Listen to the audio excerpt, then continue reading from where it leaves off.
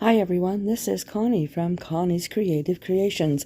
Today I'm taking part in the Power Up Collab, Women Empowered by Tools. We'll get to more information about that in just a moment. Let's get right to this project. Also, we are having a giftaway, and it is going to be an Amazon gift card, and you'll want to go to everybody's videos, and there is a secret word. You need to comment in every single video that secret word. Now, I will tell you at the end of my video what my secret word is.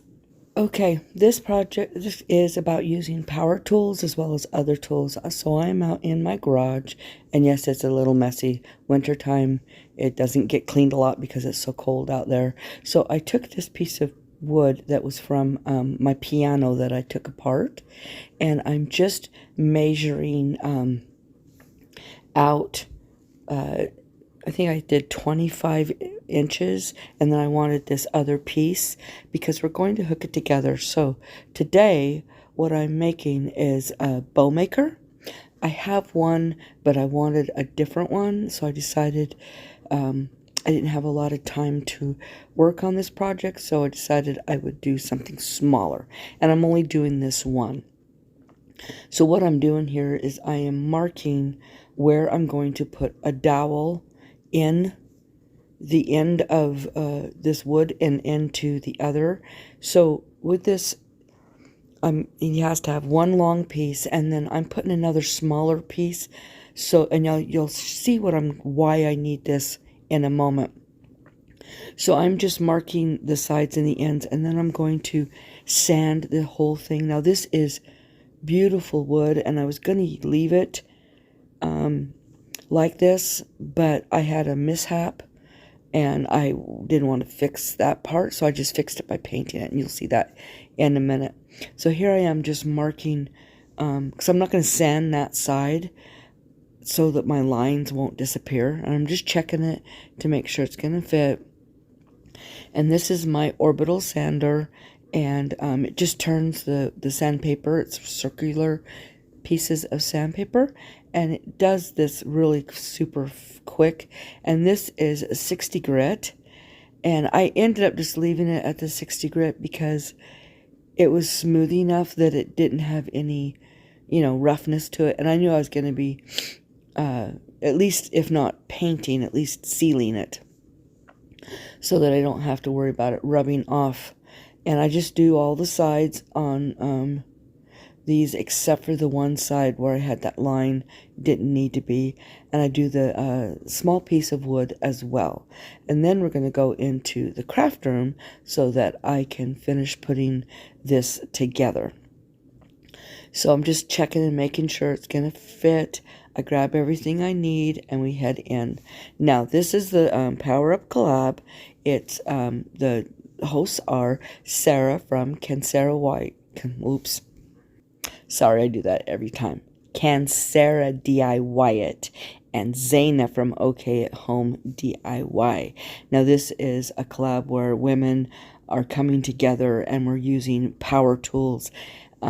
I love my power tools. I want more, but hey, this time I'm just using 3 different power tools: my miter saw, my sander, and then my driver drill that is right there. So let's get back to it. All right, I'm in the house, and in my craft room, and what I'm going to do is I'm going to drill holes. Now I end up drilling 3 holes each.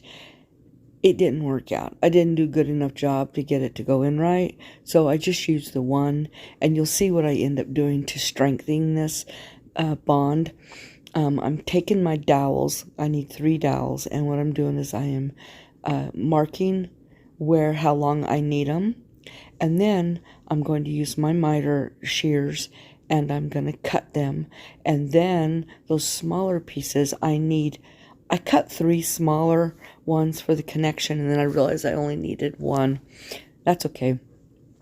I'll use the small pieces of dowel in somewhere else. So I'm just cutting those with my miter shears. I love those things. I know there's a little tabletop miter or little saw and from Harbor Freight you can get, or a little miniature table saw. But I have them. A miter saw, a miter shears, and I have a table saw. So I just figure, you know what, if I need it that bad, I will go out to my garage and use it. I'm just using my sanding block to smooth out the ends. And then I'm going to use wood glue. Now, wood glue, if you know, it's not really good for anything but wood on wood. Bare wood to bare wood. Yes, it will stick with other things, but the bond is not a good bond. So, but first I got to drill the holes. I'm checking to see the right size and to get those holes done. Now, it won't matter that I do the extra 2 holes. You won't be able to see it, no big deal. But I'm going ahead and I'm driving those holes into the end of the, well, I do the end of the wood as well as the side of the other wood to connect this. And, yeah, I'm just using that driver drill and just driving those right in. And I'm dry fitting them to make sure the dowels fit. Now, I have the wood glue. I have some that is Elmer's wood glue, and I also have the Dollar Tree wood glue, and I'm going to use both. So that way. Oh, and there's my lunch. My husband brought me my lunch. I was eating it while I was working. Sorry, but yeah, I was hungry. We had just gotten home from Utah a few hours before I did this, and yeah, I was tired. I didn't sleep well. So I am just dry fitting those, and then I'm going to use the wood glue in those holes. Now I'm using the Dollar Tree wood glue inside the holes because it's easier to get it in there, because my other glue is in a little bullion jar that I use with a paintbrush. But I'm going to be using that as well. And that's a little,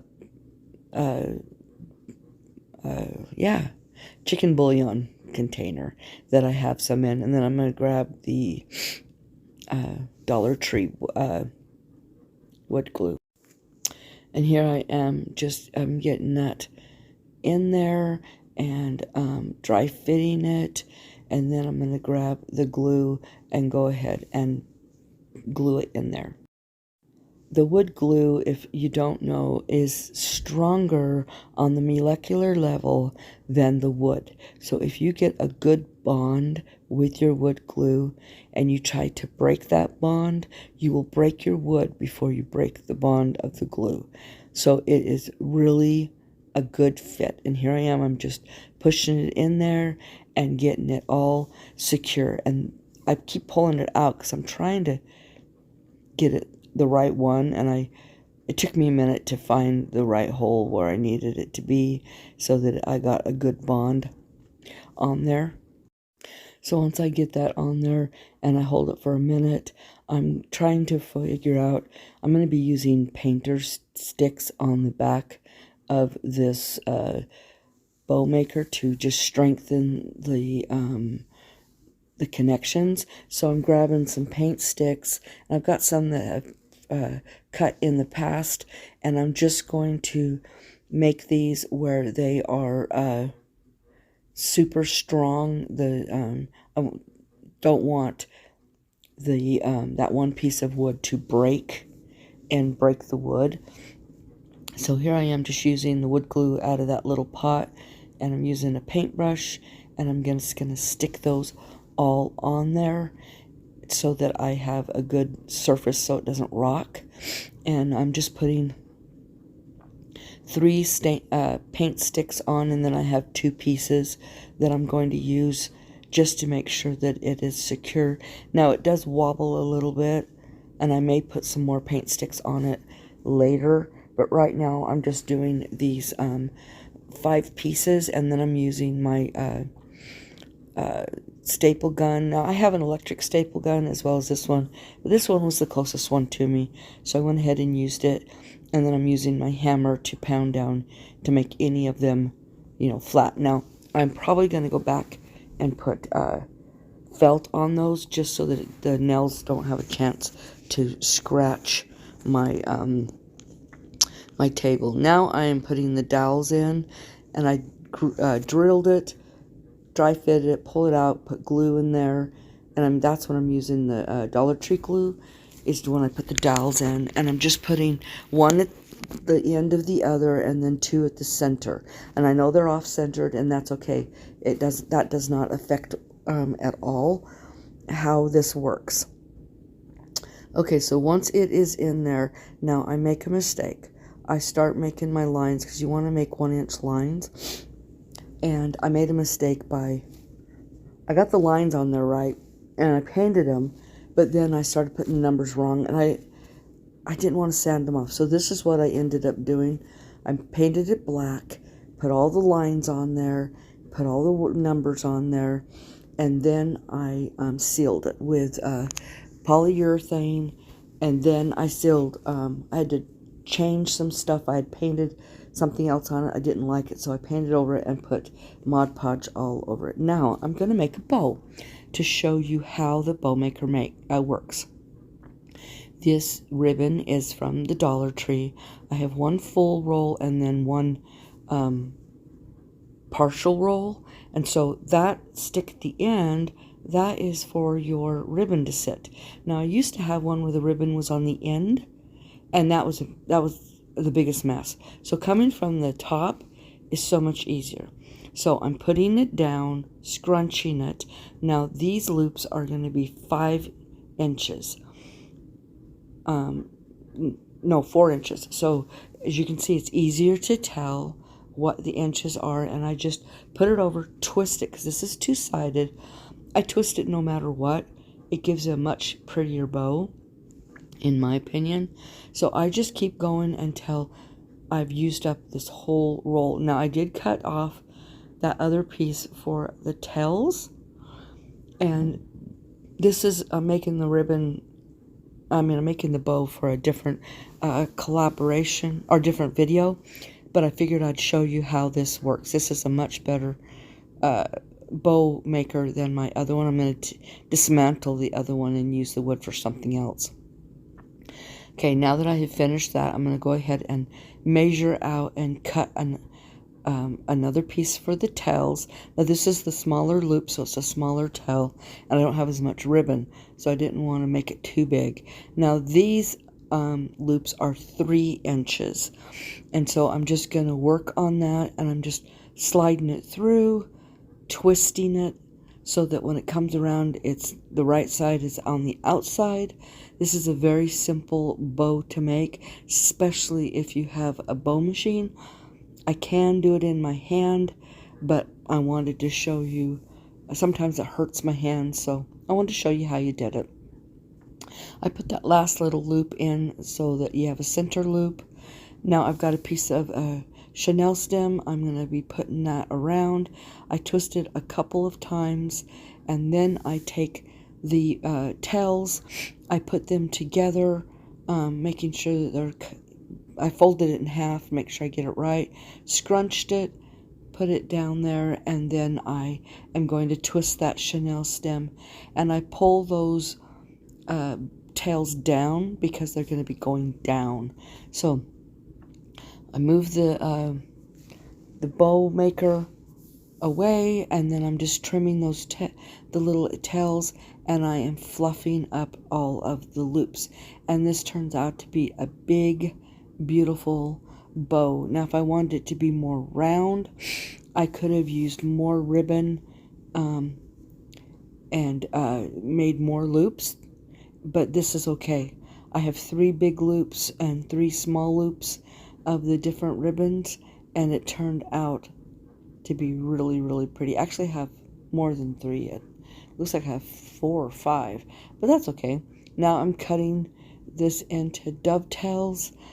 Just you fold it, and you cut the ribbon at the end and make your dovetails, and it's a really pretty finish to the end of the ribbon.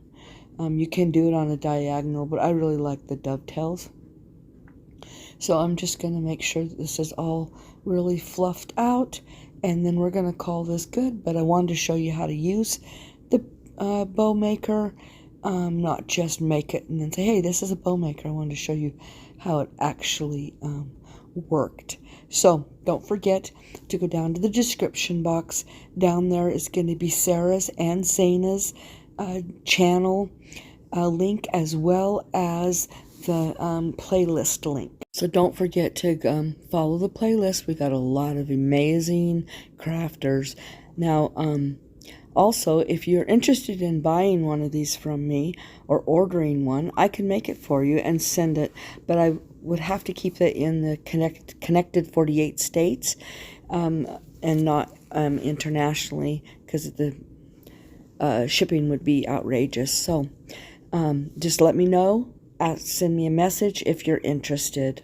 Now for my secret word is table saw. I didn't use it today, but that is my secret word, table saw. Don't forget to put it in the comments to have a chance to win the Amazon gift card. So don't forget to call somebody today and tell them you love them, because that might be exactly what they need to hear today. As well as you guys have a blessed week and be the Bible that somebody reads today. Bye.